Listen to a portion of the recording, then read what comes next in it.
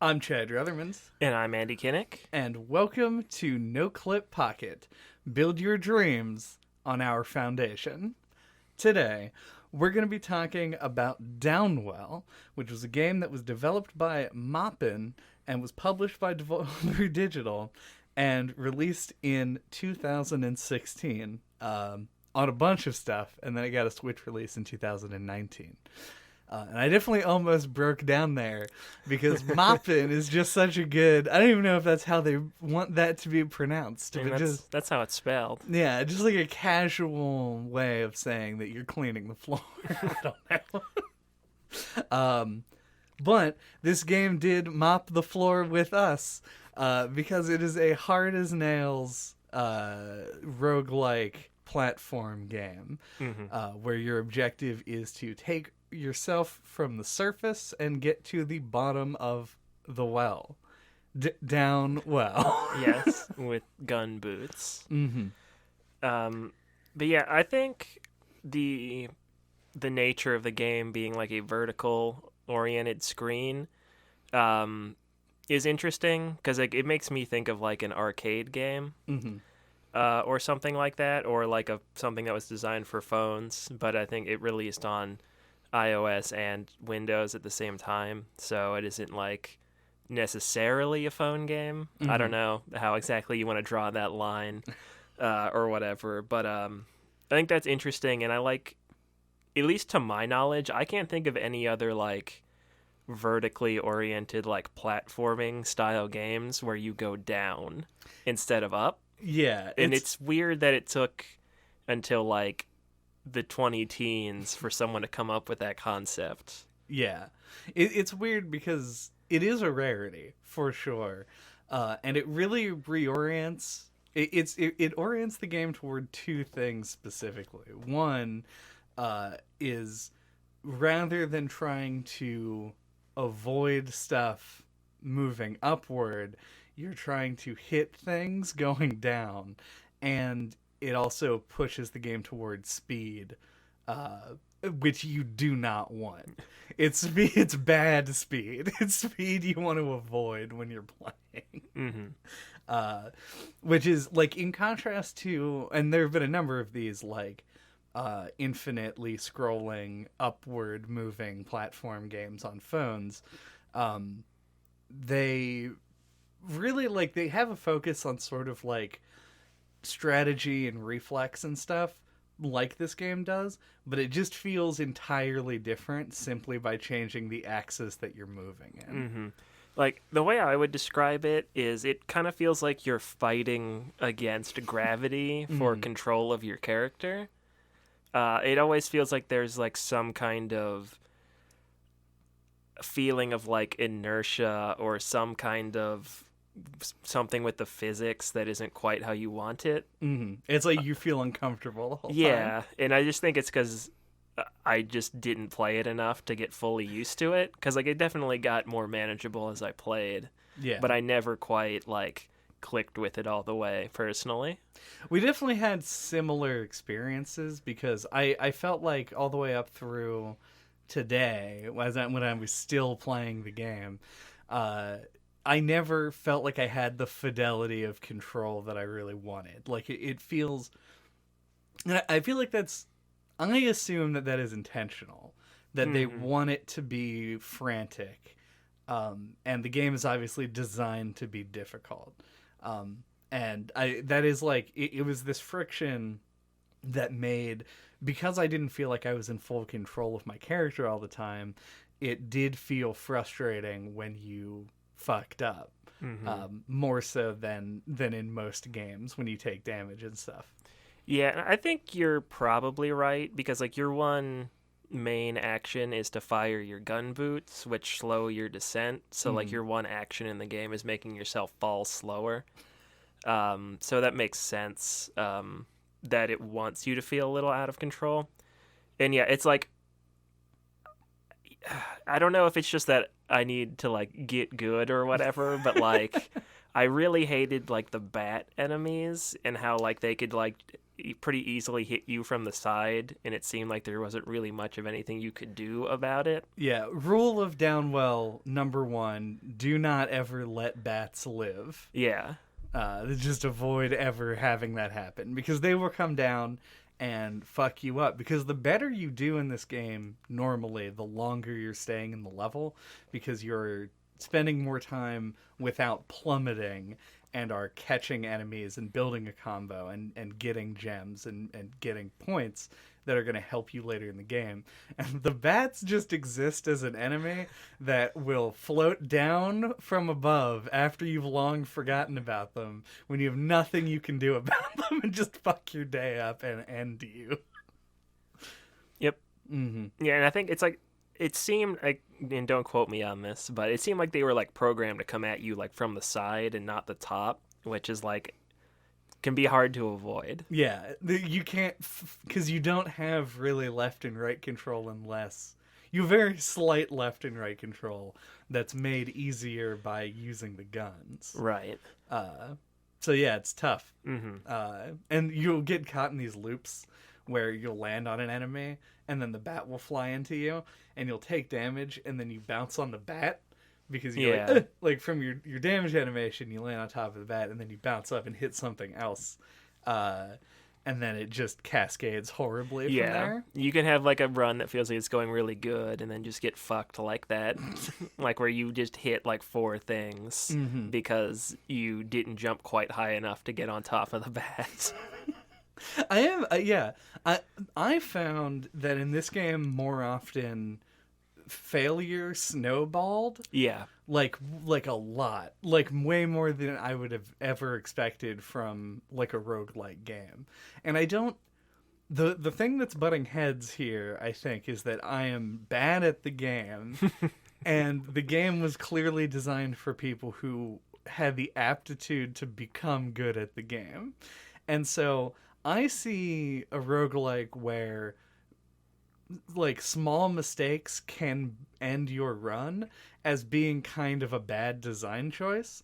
But I think for some people, because runs are so fast, the idea is just do it perfect from beginning to end, and then when you get to the end, you got there because you did it perfect, not through like the building of attributes and becoming like a tankier character. Yeah, it does kind of feel that way. And I think the game's short enough that I think it can get away with it. Like, I don't really think that bothers me too much, even though I also suck at it. But yeah, it does seem like that kind of like perfectionist game. Mm-hmm. Where it's all about getting that perfect run. Yeah, the one perfect run. And like to rule them all. Yeah, of course.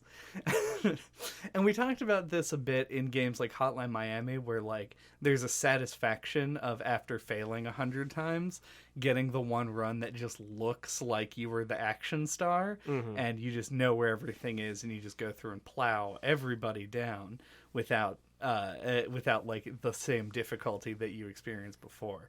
But the iteration time in this game, although short, is like 100 times longer than that in like a Meat Boy or a Hotline Miami, because you are, rather than going 10 seconds into something and then dying and restarting, you're now going 5-10 minutes into something before you restart, and that it makes it a lot harder to get the shit down.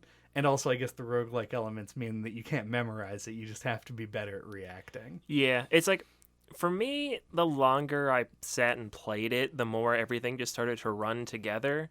And, like, finishing any given level, I wouldn't remember, like, if I was on, like, 1-2 or 2-3, or, like, I don't remember how long I've been playing. They all kind of ran together. So I think that helped a little bit with, like, the roguelike element of having to start all over again. It just like felt more like a thing I was just continuously playing. Yeah, my like play pattern as I got further and further into the game became like, if I took damage on the first level, I would just restart.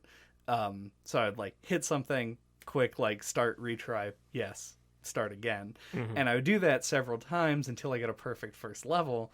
And then, well, I say perfect, I mean, no damage. Like, I didn't like full combo the first level. I never quite got there. And then when I would do it and move to the next level, everything that just happened amalgamated in my brain into a single experience. So I would get upgrades and then just forget like that I had them, or that I thought I did have certain upgrades and I actually didn't because I restarted recently. And it became difficult for me to track my runs. And it's weird how that worked. Like, I ended up treating it more like I would a difficult goal in a Tony Hawk game, where I would just keep restarting it over and over again until I got a setup I liked, and not like going until I died every time. Yeah, it almost feels like you could do like an alternate like mod or like mode of this game where you just got a random set of power-ups with each level, and you almost wouldn't even notice the difference. Right. Or at least if you're me. I don't imagine you would if you're really good at the game. But if you're just casually playing it, it just, I don't know, it just really has like this kind of like zone out kind of quality for me. Yeah. Well, I mean, it sounds like it triggers like a flow state, and that's, I think, what the game wants to do. But the trick with getting into a flow state is you have to not die. Yeah. There's like I don't remember what the exact axes are, but it's like you have to be proficient at it and meeting resistance that matches that. And this was like overwhelming resistance. Minimal proficiency. So speaking of overwhelming resistance, the two things that really stood out to me as things that I don't like in the design is in the catacombs, both ghosts and candles are things that you have to jump on, which both don't make sense. Yeah, like a because like you would think a ghost would be an enemy you had to shoot, and you would think you would want to avoid jumping on fire. Yeah, so the like environmental object hazards in the game that you can use. First of all, it took me like 20 runs before I realized that you could bounce on them and it would reload. Yeah, exactly. That's what I'm talking about. Yeah, like that didn't like process for me. Yeah, I was just thinking about it like when we were talking about the bats, is like bats also hang on the walls, and I'm like, maybe that's supposed to like subtly make you like accidentally jump on a candle because you think it's a bat, and then you'll realize you can jump on them. But I don't think it really works that way in practice. Yeah. No, yeah, I fully agree. And I was thinking about the fire thing as well. It was just like, now, like, reasonably, I guess this kind of like butts up against reason in a way that video games do. Where if you think about it, if you fell on a candle while wearing boots from a height, the candle, whether it's lit or not, probably isn't going to impede you too much. Yeah, it's just fuel for your rocket boots. Exactly. But also, if you fell from a great height onto anything, you would die. Yes. So if you fell down a well. Yeah, you're not adventuring to the bottom. Yeah, regardless of how many enemies were in it, you would still die. So, yeah, you can't really apply logic here. But logically, it kind of makes sense. But game design-wise, I agree. It probably... We have now spent more time talking about jumping on a lit candle in this game than anyone else ever has. But I do agree, because it occurred to both of us. Yeah, like, it feels like, regardless of whether or not you think you can apply real-world logic to it, which I would agree is a dumb thing to try and do, it doesn't feel like it matches with the in-game logic either, is like being one of the... Because, like, in the first level, 1-1 through 1-3, like, the things that are, like, solid colored are the things you can't jump on. It'll be, like, a spiky snail or some other little spiky enemy, or the little flame balls or whatever they are. Yeah. And that all feels like it makes sense. Like, don't jump on those. But like with a ghost, you would think you wouldn't be able to jump on a ghost because you think you'd pass through it. Also, it isn't solid colored; it's white. Yeah. And the candles as well, like they're like white with the little flame. So it's like they don't fit in with the visual language established in the first set of levels. I mean, I think they still fit in because the ghost being solid white, yes, is a little bit like is a bit of a cheat, but there are a lot of enemies like the turtles that are just so dense with like detail that you have to that they are basically also just solid white. Yeah, but they have a shell. That makes sense that you'd have to bounce on them and not shoot them. I can tell already that you were interpreting the graphics more of what they represented than I was, where I was just like, it's white, land on it. Like, you just came in and saw I was playing with the Downwell palette. Yeah. Because after you play the game a few times and then change the palette, my brain just melts and turns into a mashed potato dish. And it's not good.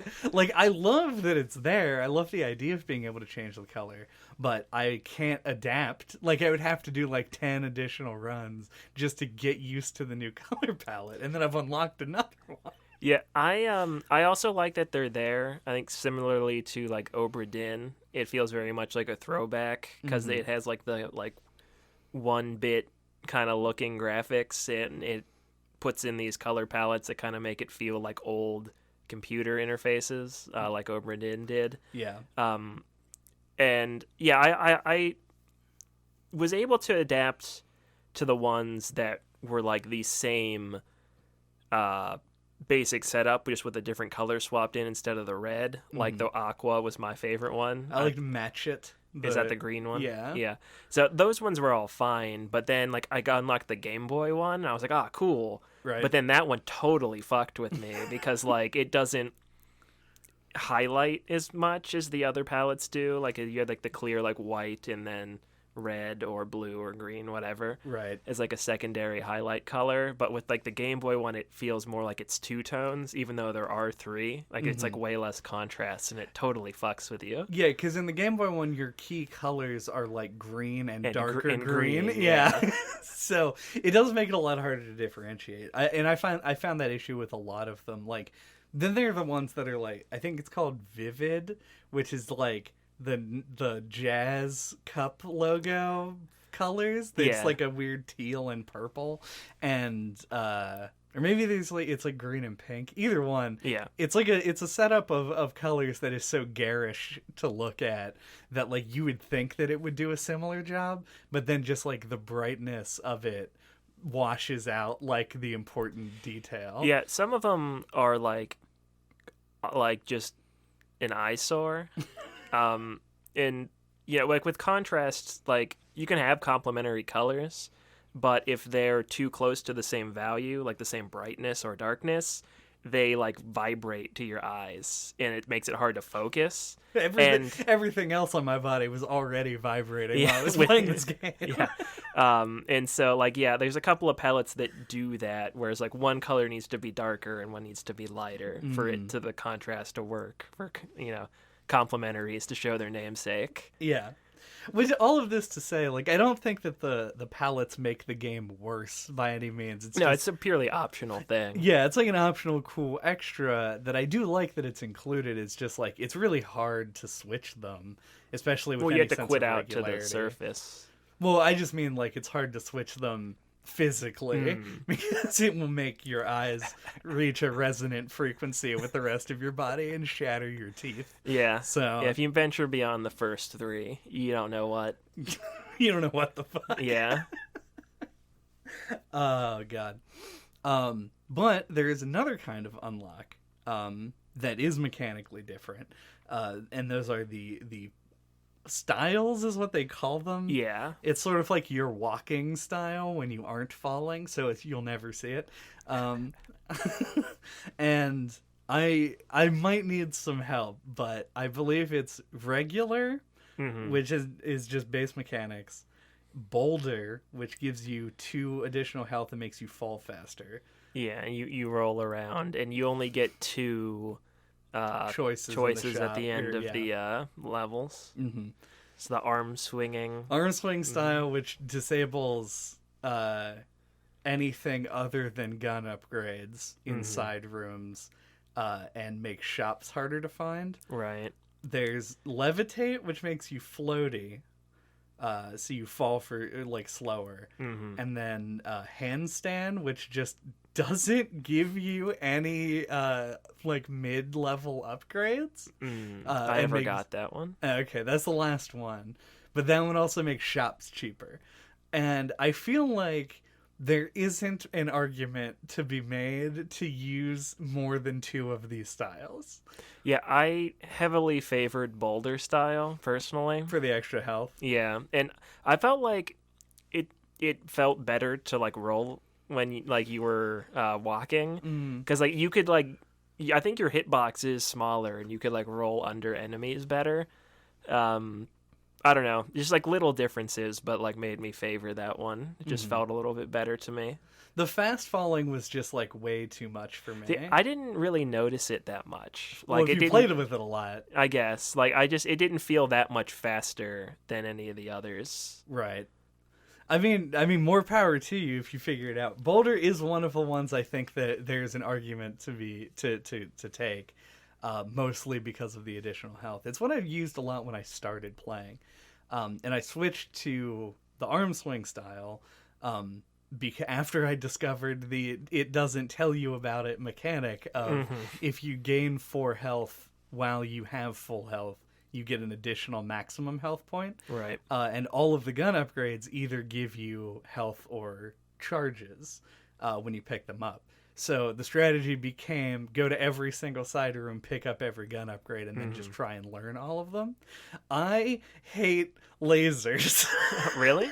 It's so hard to play the game. I think they did a really good job of making, like, because the gun upgrades do often give you health as long as their container is shaped like a heart, which they usually are, it seems like.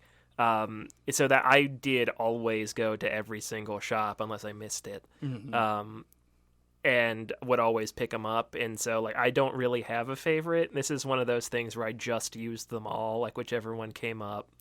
So I don't have, like, a strong favorite or one that I dislike personally. The only one that I actively dislike is laser, but I think if there's a special place in hell for laser, then a few layers up in hell are burst and nappy, because both of those felt very uncontrollable to me. Like, it was just like... Was it not be like a homing one? Like it like angles itself toward enemies, and I hate that as well because I don't want to kill enemies that I don't have to shoot. Right. So, like, machine gun, the basic gun that you start with. Shotgun. Shotgun is fine, though has a lot of the same problems laser does, but notably not anywhere near as many problems I have with laser.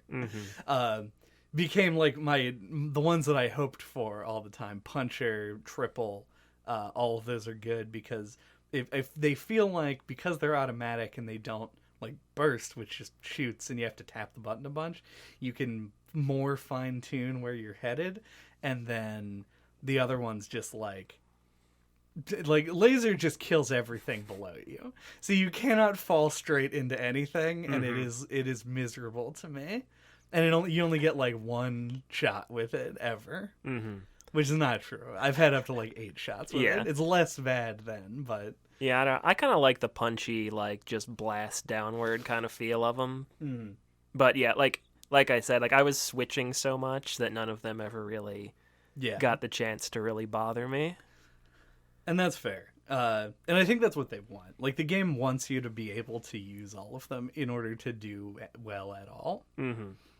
Also, like, the music, did it ever feel like it just kind of, like, cut out for no reason? So, yes. I wasn't sure if the game was, like, looping the music, and it got to a point where it just had a silence, and then it would start up again, or if it stops playing if you go too long without landing on anything. I thought that might be a case because I felt like I would notice it right before I, like, landed for a shop or something, if I'd been falling for a while. I like that theory. I have no idea whether or not it's true. If it is, great. If Yeah. not as great. Because it did seem like it would end abruptly. Like, I don't think that it's just the track ending and restarting. Like, it feels like something caused it to just stop. And that could very well be what it is, that you didn't land on anything for a long time. If you get the vinyl version of the soundtrack, it just has big holes in it. No, yeah, it is. It was always disconcerting when it happened, because, like, I want to go into something here, but I want to continue on the music train a little bit, which is, I think the quality of this music is, like, high for the value of imitation of, like, the style it's going for, but it's not something that I would ever really, like, put on and jam to. Yeah, it feels like it's exactly like the soundtrack you'd imagine this game would have. Like, it feels like the quintessential, like, chiptune soundtrack you'd expect. And no more, no less. No, certainly not. But yeah, like, I think the first level's music and stuff is neat. And then it's like it's not very high energy, even though you feel like it should be. And then the second music is just supposed to be spooky. And then I think my ears had started bleeding by the time I got to the third level, and I don't really remember what it and Limbo sound like. I think they want the music to be a little less frantic because of all, like, the gun sound effects and stuff. Like, if you had, like, a really, like, high pace or high octane, like, Sonic or Mega Man style song, and then you added in, like, sound effects on top of it, I think it would be a bit too much. That's true. And also, like, this game is already getting close to sensory overload as far as the amount of things happening on screen at any one time. Yep. That it's just, it would be really chaotic to also have that music going. Like, it needs to be something that blends in. So the fact that I don't really remember the music on levels 3 and 4 it's probably a good thing. It means that they did their job properly and kept me from focusing on it. But the game has a lot of visual noise, even if it doesn't have... I mean, it does also have a lot of audio noise. But it has... gun noises? Yeah, but it's just not in the music. And I realized that, like, we've made jokes on the podcast and talked at length about me having special eyes. Yes. I am the guy from that 1-800-CONTACTS commercial. Does anyone remember that except us? Probably not. No. But this game was so loud visually that it made the drone upgrade unusable for me. Like, it was too many things. I never knew where I was. It was like, because you're trying to look ahead of you because you're falling at an alarming rate, and you have to identify which enemy is there, if it's something that you can land on or if it's a red enemy that you need to avoid or shoot. And also keep an eye out for where you are so you don't land on any blocks or on enemies or anything, and you keep moving. And it's just so much going on that you add in that one additional thing that also shoots. There's no strategy. You cannot... I don't believe human beings could use the drone in a strategic way. It's just there to send more bullets downward. But that one extra thing was just too much for me, and my brain broke in half. I mean, I think you're more justified here than other times. It's a lot... And we already talked about, like, the color palettes, but it has a lot to do with that. I think it either needed to be, like, simplified more to where it was, like, just black and white, and, like, you know, simplified the visual, like, noise to, like, accommodate that, or make more use of color to differentiate things better.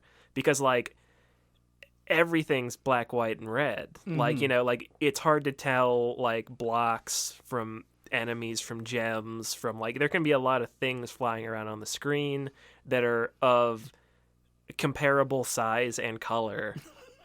And yeah, like the drone was hard to like pay attention to or not pay attention to, or like, you know, like it does kind of fuck with you a bit, Yeah. given like the pace of the gameplay. And there's in the third level, which is like the underwater level, every once in a while there are enemies that will come from the sky or the above you, definitely not the sky, too far down for that. And so they go from top to bottom as opposed from to bottom to top. And so when that happens, like if you have the drone, you have to very quickly be able to identify which one you are and how to get the fuck out of the way, because otherwise they're just going to slam into you and wreck your whole life. And yeah, like it is just like there's so much happening that like anything that could help to differentiate all the individual components. Gems I think are fine the way they are because they're barely noticeable as it is. Yeah, I feel like that's a problem. I think the gems should be more noticeable, given that you're supposed to collect them. I mean, you're supposed to make a lot of them show up and then just like collect as many as you happen to fly past on your way down. I think because this game has there's an ability in it called Gem Attractor that's supposed to pull gems in toward you. I think that the more casual version of this game, like if this game had an easy mode, would just have that on all the time, because the difference in like the amount of gems that you get when you have it versus when you don't isn't like enormous, but it's like they're taunting you, being like, you didn't shuffle left and right fast enough to catch those gems, did you? It's, I don't know, it's very weird. And it goes into sort of like the play patterns that this game wants you to take, but if we want to go into that. Sure. So I believe that the point of this game is to get high scores. I think that like comboing is the goal with the design. It's got like a leaderboard and stuff like that, so I think you were correct. Yeah.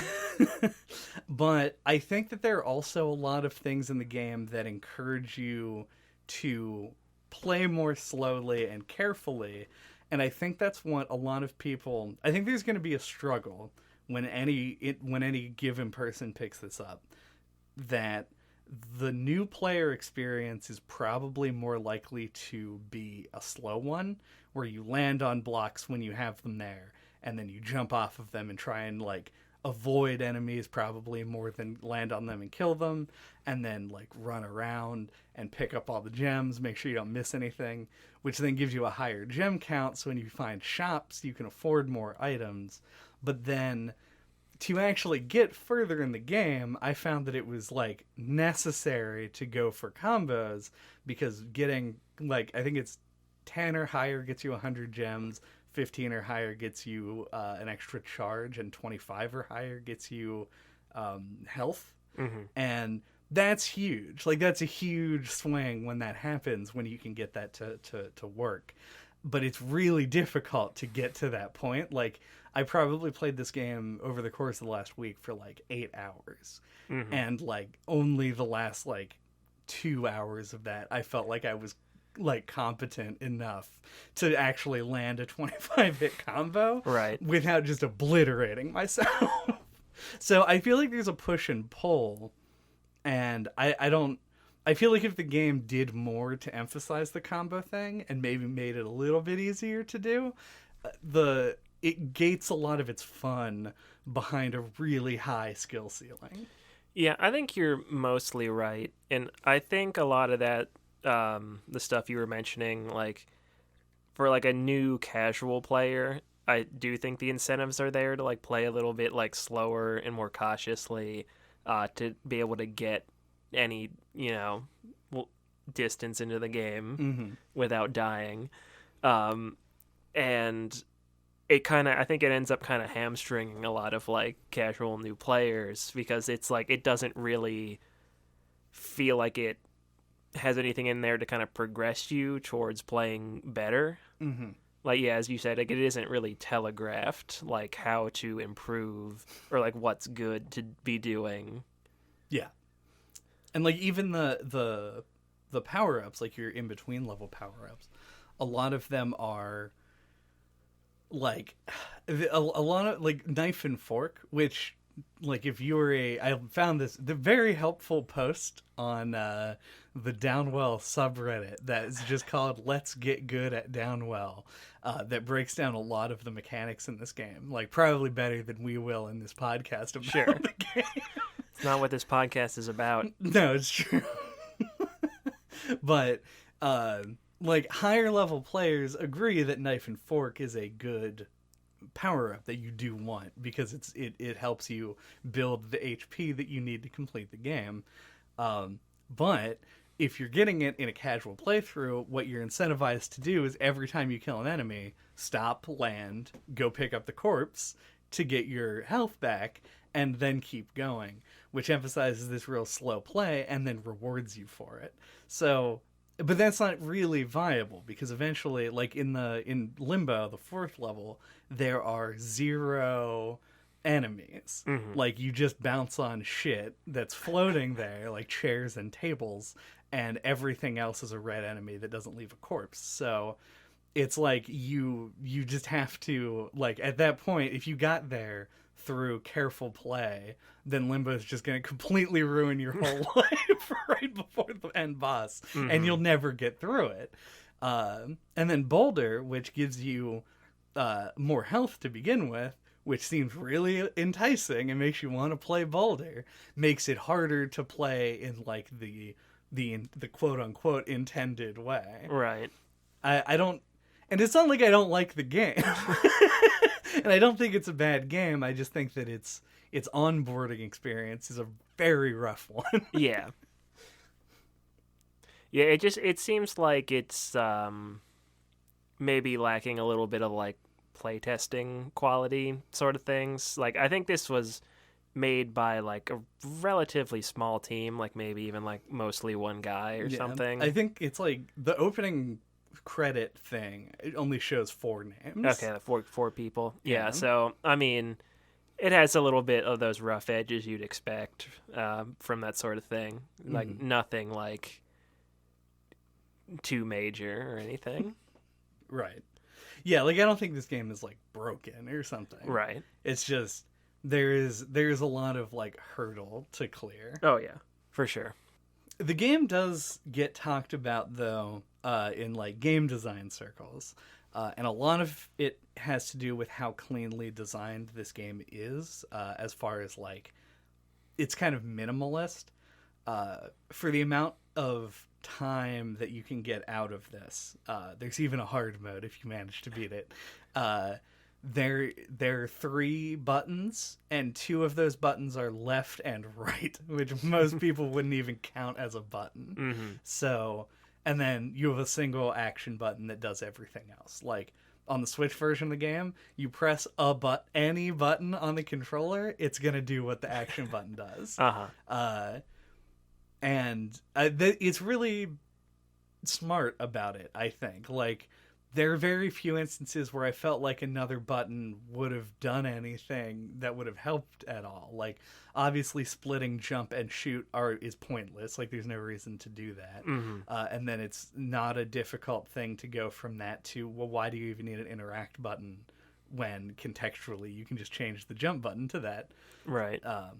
And so you end up with this, like, very simple to, like no, you don't have to go through a combo tree to play this game proficiently. Right. You just have to learn how the game works. So you can focus more on the mechanics than on the controls.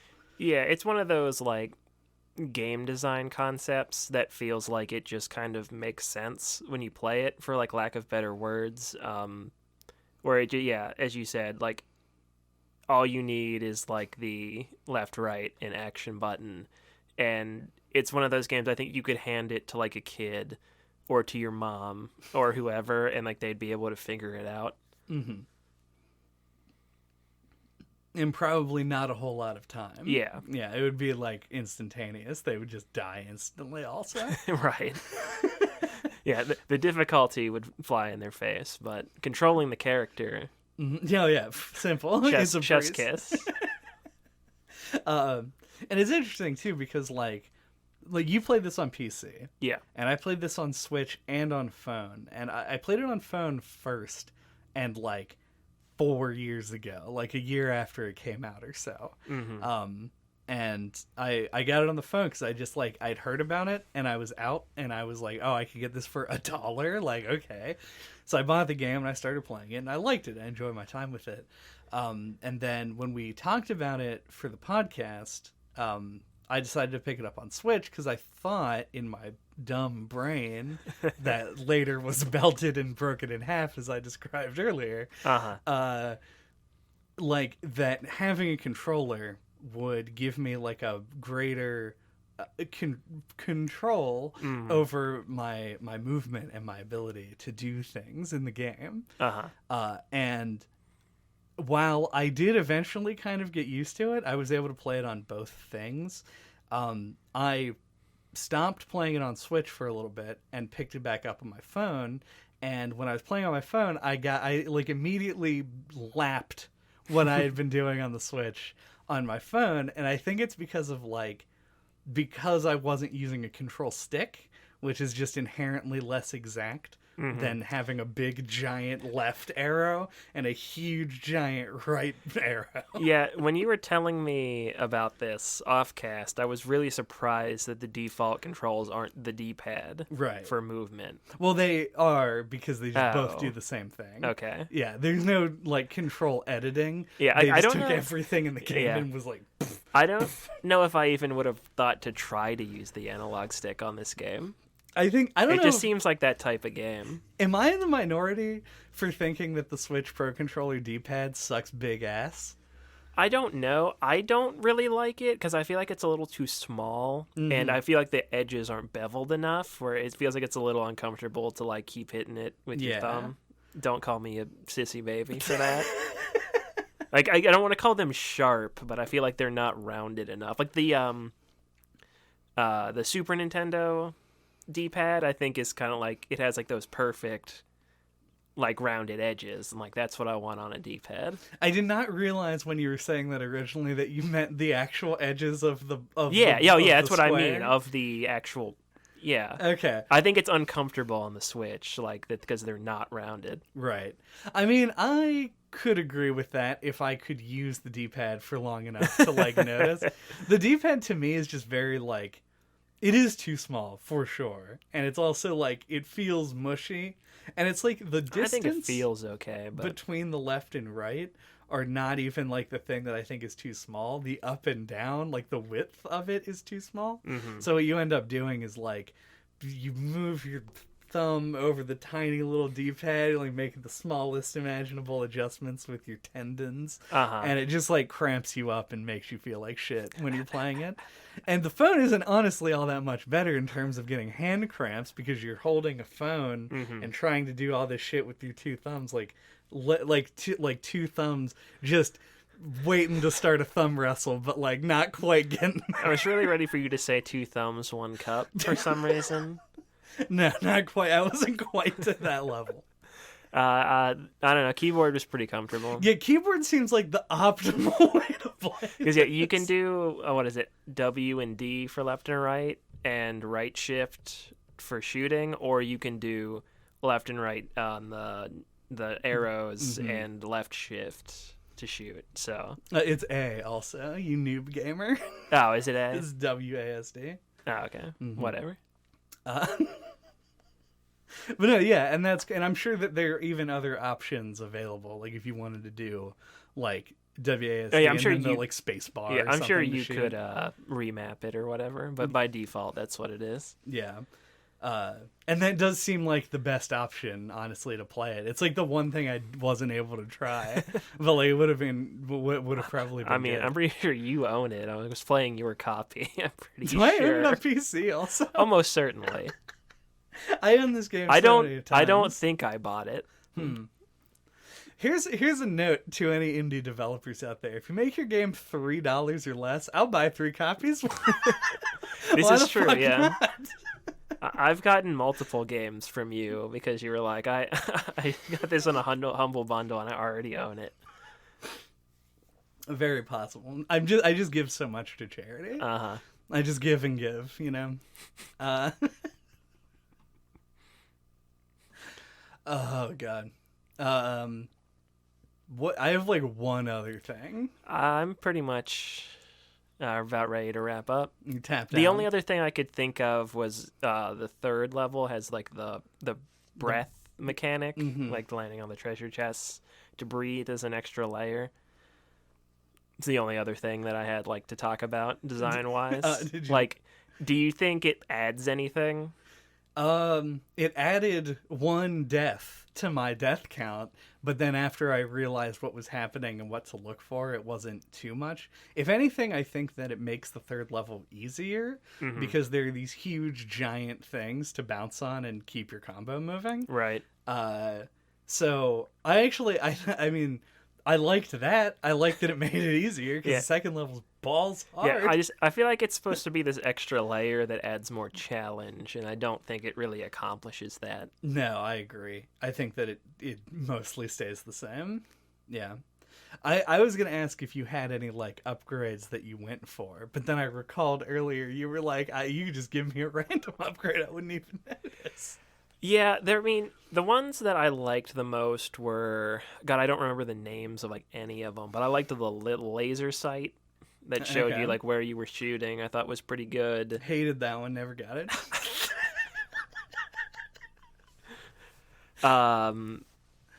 Come on, man. You get to know where you're shooting. It's only a positive thing. Yeah, but like the ones that like made bullet casings do damage, and the one that like shot a thing upward, where it was also good. Like those are probably my 3 favorites. There was like the apple that would give you more health to like boost your health total. Yeah, those are the standouts. For sure. Yeah, I liked most of them. There were a few that I felt like I don't know why you would ever get them. Like drone, which just ruins your whole life. And there's at least a couple other ones. The one that increases the gem sick duration, it's called gem sick. It increases gem high duration. Right. I never fully grasped like when when I was in gem high to begin with. Like, yeah, I felt like I was either just always in it, or I would be in long droughts where I didn't have it, and be like, I hope I'm doing this right. I know, like, whenever you'd go in the little, like, side rooms and you'd pick up an upgrade, like, there'd be something in there. If you, like, jumped on it, it would always trigger it. I know that... I didn't know why that was. Maybe you just always went in the side rooms when you were, like, really... I think but, I mean, it literally always happened. I didn't notice. But I didn't notice a lot, because my brain was liquid. Specialized. And also it's specialized. But yeah, I don't know. I thought there were a few that I really liked, and I wanted to just do a special shout out to gunpowder blocks, because it's hysterical. Because if you shoot a block, it shoots a bullet up, but this like 100% of the time causes a huge chain reaction that just shoots bullets everywhere. And that's just so much fun and like exciting to look at. It's like a party popper. Yeah, more chaos on screen. But it's like good chaos because it can't murder you. So I was all about it. So that's pretty much it. Yep. And we can't really talk that much about the final boss because neither of us got to it. Yeah, this game's really hard. Yeah, I finished it. So sorry if you're really good at it and you're listening. Yeah, I managed to get to 4-3, which is literally the level right before the final boss, and couldn't get back there on any subsequent attempts. But I have seen the final boss and it looks intense. Looks pretty crazy. It's got like teeth on the ceiling. No, yeah, I didn't actually look it up. Oh man, I must have described it in such a good way for you. Yeah, I only ever got to 3-3. I never even got to Limbo or whatever. Right. Yeah, the final boss looks very hard. I know that if I got there, I would have died. Yeah. And then I probably wouldn't have wanted to continue unless I was like pretty deep into it at that point. But I don't know. I think this game is the right length in that sense. Like, I think that if you get to the point where you can consistently get to the 4th level, that the fact that there's just a big boss at the end and then it ends is like perfect, like excellent. Like I don't think that this game could go on for much longer or be very much shorter and have it still be as satisfying. So Yeah, no, I agree. I think it's like the perfect length for what it is. yeah. But do we have any Falling thoughts? falling thoughts? I don't know. I mean, I guess sort of. Do we have opinions that are well thought out? There we go. There it is. No, mine are not well thought out. So I didn't go into it here, but as you were well aware, Chad, I'm not really a fan of roguelikes. They're fairly popular these days, or they have been in the past, several years. Mm-hmm. And so, we decided to do a couple of them for the podcast recently. And for the most part, I did enjoy this game. And my problems with it actually aren't its roguelike elements, I think, in my opinion. And I think that has to do with how short the game is. We also talked about Minute, and I don't know if you count that as a roguelike. I don't know. It feels different, but that's a whole different discussion. The semantics of whether that is or isn't a roguelike. I think you could wrap Minute around a roguelike and sure. call it one if you wanted to. But yeah, I liked that game too, and I think it worked because of how short it is and how it's broken up. And I think this is similar for me, just how short it is. As I said, it just kind of felt like I was just playing one long game, and it didn't feel like I was dying and starting over necessarily once I got into it. So its roguelite elements didn't really bother me that much. My things that gave me friction with it were largely things that weren't super clear with the visuals and just how brutally difficult it could be at times. As we described earlier, it felt like there were times where things would just snowball so fast, and I would be having a good run and then would just die all at once. I would lose 5 health because some bullshit happened because one enemy hit me from the side. A bat followed you from level 1 into the so there was friction with that kind of stuff, and I also think there can be so much clutter on the screen that it can be hard to discern what's happening. So yeah, there are some rough edges, and as I said, small team and everything, and play testing probably could help a lot of this stuff. So I don't want to come down too hard on it because of that. But even though this really isn't my kind of game, it is good. It is fun. Its strengths are in the simplicity of picking it up and playing it. It feels real smooth, and few buttons for few actions. It just clicks. So I enjoyed this one. And if we weren't doing the podcast, I probably would play it a bit more because it is just it's a fun thing to just kind of put on and play. Finish get done with work and just go play a couple of rounds of Downwell or whatever, that kind of game. So yeah. I think so. I also kind of want to frame my final thoughts around the idea of roguelikes generally. Because Downwell is a game that I have been aware of for quite some time and even played several years ago. And it's been something in the back of my mind because people do talk about it. It comes up a lot, especially when people talk about roguelikes that are easy to get into. Because this game is very simple to pick up and to play, and it's very difficult to do well at. But you can just pick it up and play it for a while and just figure it out. And if you've got enough time, you've got enough patience, you'll eventually get there, because I don't think this is really beyond many people if you can make it through the first couple of levels. It's something that's doable.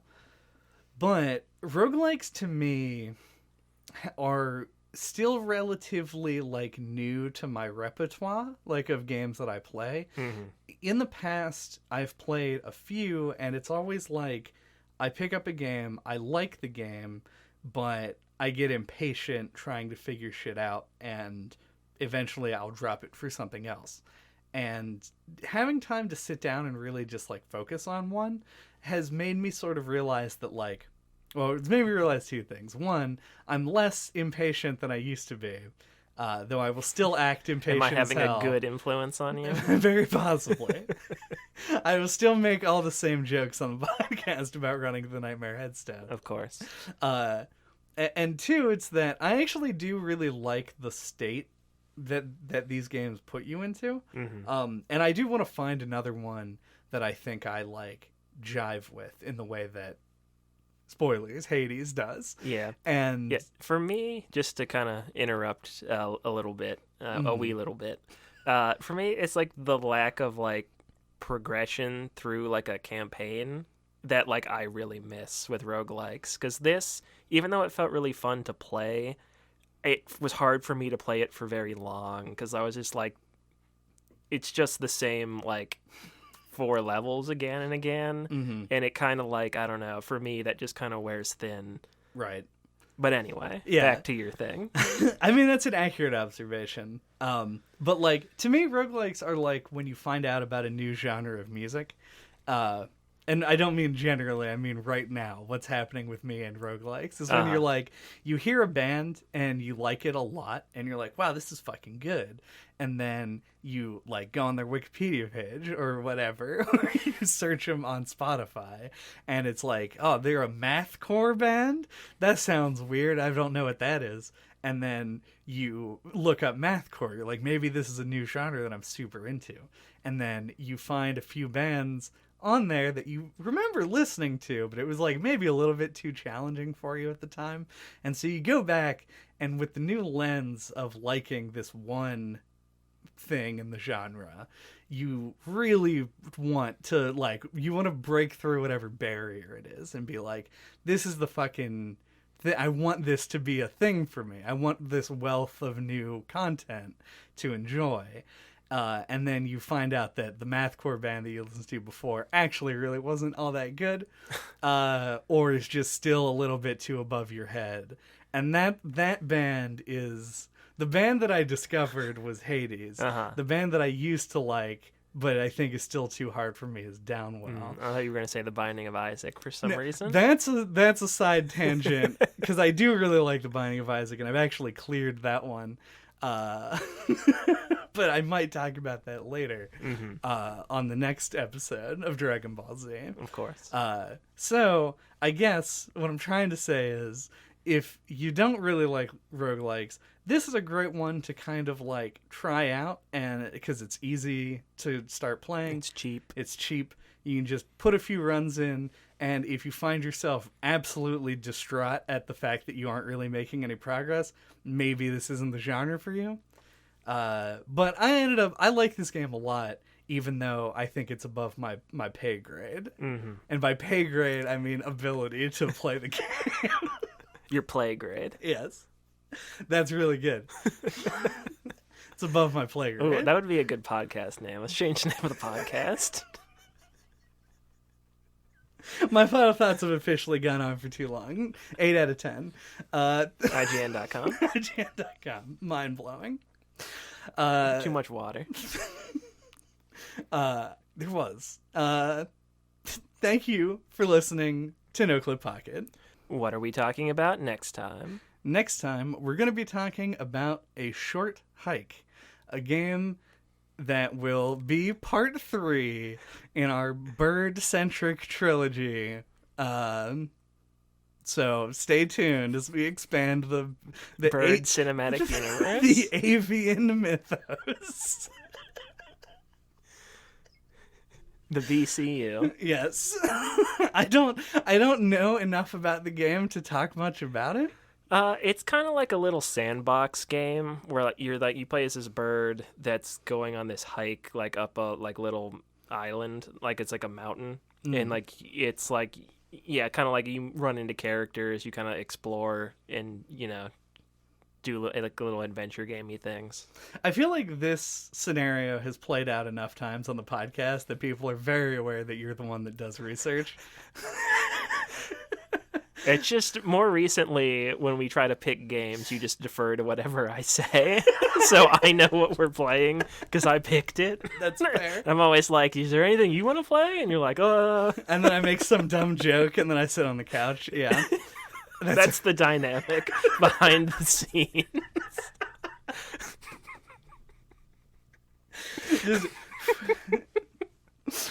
if you ever are in an empty room and then just act like you're asking someone for an opinion and then you get no response, you're basically role playing Andy. if you wanna like really get into that, the parasocial relationship here. You can alleviate this by leaving us a suggestion on our Discord. Or in the comments below. Yeah. And until next time, if you want to get a hold of us, all of our contact information is on our website. That's noclippodcast.com. There you can find links to our Discord, our Twitter, the YouTube channel, which has all of our old episodes, as well as in the episodes tab on the website. You can listen to our upcoming episode on Hades. Yeah, as mentioned before, we talked about Minute. I don't know. This game is a weird one to try and like put.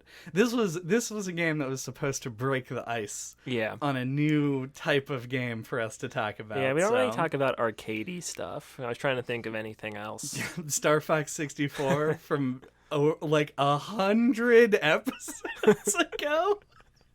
Very nearly. Yeah. Getting old. Blast that like button. Never ever have enough gems to afford the subscribe button. Only rich people can subscribe.